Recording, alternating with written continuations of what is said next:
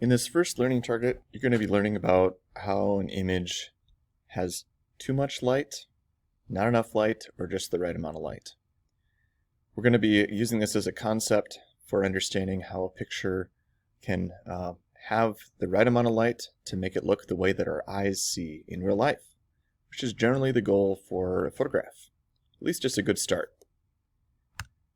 So here's an image where we have the same image that's been taken 3 different times with different amounts of light and then spliced together to show you what it looks like to have too much light. So that's over here on this side. The image will look too bright. The right amount of light, so that's right here in the middle. And then not enough light, that's over here on the left-hand side. It gets a little bit too dark that way. These are the things that go on inside a camera to create a picture. So when we're looking at this first component to this equation, that's called the available light. That's actually what our largest concern is when we're taking a picture. Where we go to take our picture and the amount of light that's in that area is going to affect all the other settings that we can choose for how the picture looks. The next thing that happens inside a camera is we have something called the aperture. So that's the opening on the inside of the lens that changes in its size based on what setting we choose, or if we're in automatic mode, what setting the camera chooses for us to take out light or add more light in. The next thing that's going to happen with how a picture is taken is this going to go through something called the shutter. And the shutter is something that opens and closes in order for the picture to begin and end. Next, we have something called ISO.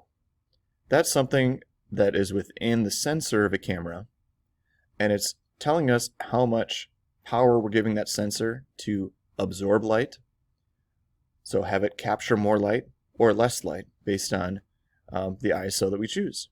A higher number is going to collect more light, a lower number is going to collect less light. All of this goes together to create something called exposure, which is the picture. How bright or dark the exposure is in the end is a connection between all of these parts of the equation. Here's what it looks like inside an old school camera. It's cut in half. This yellow line represents light coming through the lens. It's going to go through something called the aperture, which is right here in the center. Then it's going to go through something called the shutter. The speed at which that opens and closes determines how a picture looks. Then our ISO is in the back of the camera here within the sensor. All of this again goes together to create exposure. There's something called the light meter. Now this is going to look a little bit differently based on the type of camera that you're using, or even the device that you're using to take a picture. It's something that's built within the camera, and it's how the camera knows how much light needs to be captured to create a picture that's not too bright or not too dark. In a DSLR or a traditional camera, you may actually see this bar show up, and it may go onto the minus side or the plus side or be right in the middle based on what the camera is telling you it needs in terms of the amount of light. You can purposely go minus or plus if you want a picture to be brighter or darker. Here's an image that's a little bit too dark. So the light meter probably looked a little bit more on this side here. It's way on the minus side, and it looks a lot darker than how the image looks if we were to be standing in front of this scene, how our eyes would perceive it.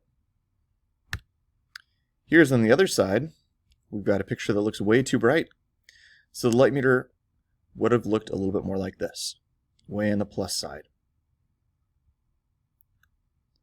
Here's an image taken where the light meter was right in the center, and we can see the highlights, so the areas that are bright look good, the areas that are the shadows look good, and all the midtones, everything in between.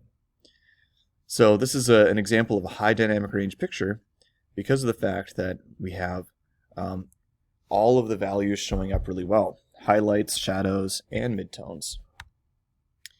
Dynamic range is the range between light and dark that can be captured by the camera within a particular picture. So if we have a higher dynamic range or a better dynamic range, that means we're going to see more of the details throughout the whole image. Dark areas, light areas, and everything in between.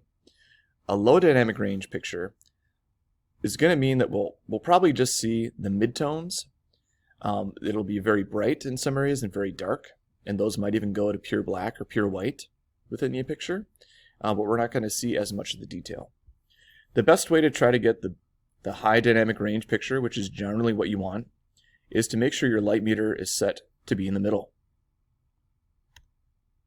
So here's a low dynamic range picture. You can see we don't even see any details in the sky. Here's a high dynamic range version of that picture.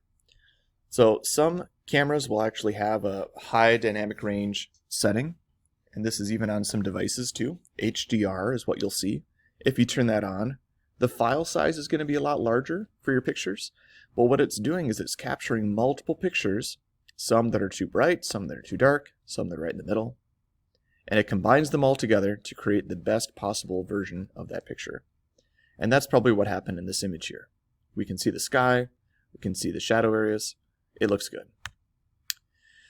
One of the questions I get is, what's better, a camera or our eyes?